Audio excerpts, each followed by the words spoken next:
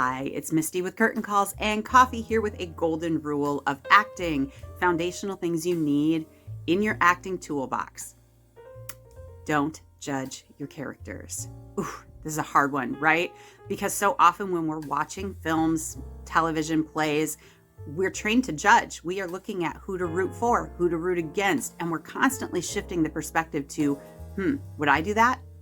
But when we're playing a character, those judgments, those micro judgments leak into our performance and they chip away at believability. How do you stop doing that?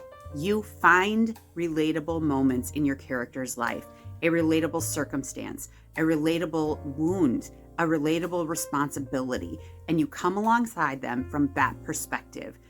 Once you step into that mindset, hey, I'm a mom too, I get it. Hey, I'm responsible for this. I get it. Hey, I carry that wound. We remove the judgment and we create far more powerful portrayals. Look for the relatability. Take the bigger risk. Acting is a life full of choices, always. It's the choice our character is making. Are they using one tactic or another tactic? Are they playing it cool or are they being volatile? We face a plethora of choices in every character portrayal, in every moment of every scene. The bigger payoff comes with taking the bigger risk. Don't play it safe. We want to watch compelling, fantastic, riveting portrayals, and those portrayals happen when the character is taking the bigger risk. So when you're faced with options and one feels safe and one feels like, it's risky, go with risky. Go for it. Raise the stakes. I promise it'll pay off. We'll lock in and we'll want to see more. Number 3, in your objectives, always include someone else. It is one thing to have an objective that is to win. Okay, but to win what? From who? Always in your objective, in the thing you need, the thing you are fighting to get, include someone else, someone you must get something from. That is far more interesting to watch because it has a natural built-in obstacle, the other person. It compels you to be locked in to the other person. It compels us to want to see their reaction and to gauge your reaction. It's immediately interesting. So when you're coming up with your objective, don't just say to be loved. To be loved by whom? Whose love am I desperate to have? Include someone else in your scene objective, and we will want to see more. This is number 4. Make them earn your reactions. Don't give any reaction away for free. If the stage notes say that once this remark has been delivered, your character begins to control or to sob uncontrollably because it's so deeply wounding and they just break. Don't just give that away. If the remark isn't delivered in a way that authentically drives in you a feeling of, heartbreak, well then don't pretend to be heartbroken. Don't just give an angry reaction unless that anger has been earned. Don't give joy unless they earn joy. Why? Because that's what we invest in as an audience. I want to see people earning reactions. I want to see them authentically. Raise the stakes. Make them earn it.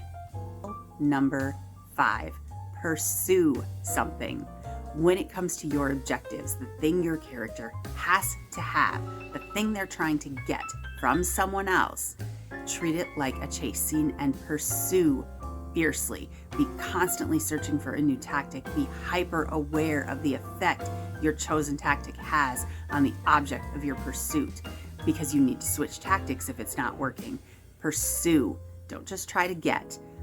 Raise the intensity, raise the stakes, and treat it like a chase scene. And we, the audience, will invest with a sense of excitement. We will lean in and we will want to see more. Go get it. Have a moment before. In other words, if I'm going to believe that your character exists, I have to believe they exist in the margins of the script, the moments we don't see. What were they doing before they entered the scene? Where are they going afterwards? Sometimes that information is contained in the script, and if it is, you should use it. If not, you're going to build it. And we're not talking about a whole new plot line. We're just talking about a moment. Did they get a dramatic phone call? Did they get good news, bad news, something frustrating, something exciting? Whatever it is, we enter the room in our own lives carrying the moment before, and our characters should too. It propels the energy you bring into the scene. Design a moment before. Hold your choices loosely. As an actor, you're going to do all your research. You're going to know the script. You're going to know your character. You're going to decide your overall objective, your scene objective, your tactics. What are your obstacles? But until you're working with the other actors, you have no idea what they're going to bring you.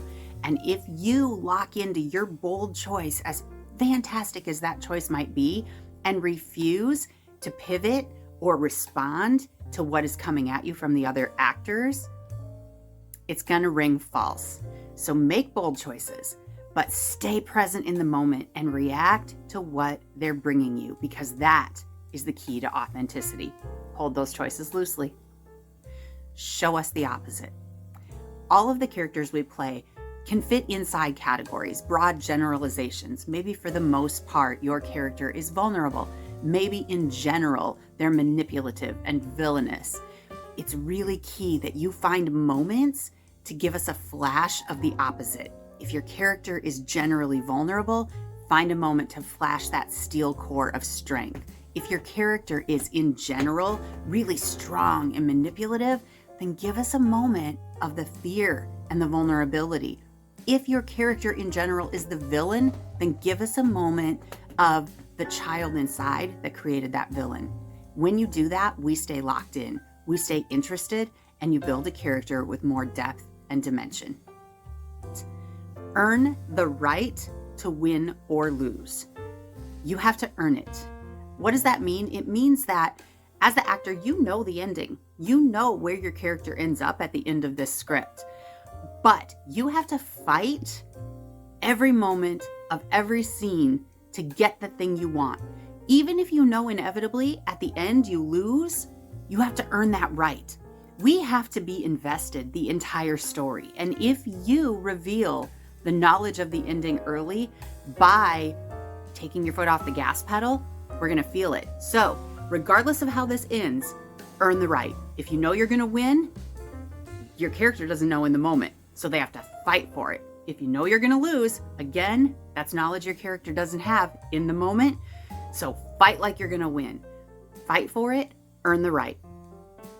The 10th golden rule in the series, and it is, keep in mind at all times, it's not your story. There are times you're called upon to play a role that may run parallel to things in your story. They may feel very familiar. But above all, keep in mind, your job is not to tell your story. Your job is to tell the character's story. And keeping those separate, letting them live in different places, is key to your mental health. Your job is to give honor and a voice to your character's story. So, develop things that help you articulate that, whether it's a signature scent that you wear for your character, whether it is music, a playlist that resonates with your character, things that you can do to keep your brain separate on whose story you're telling. The goal here is that you tell their story authentically and you guard your mental health.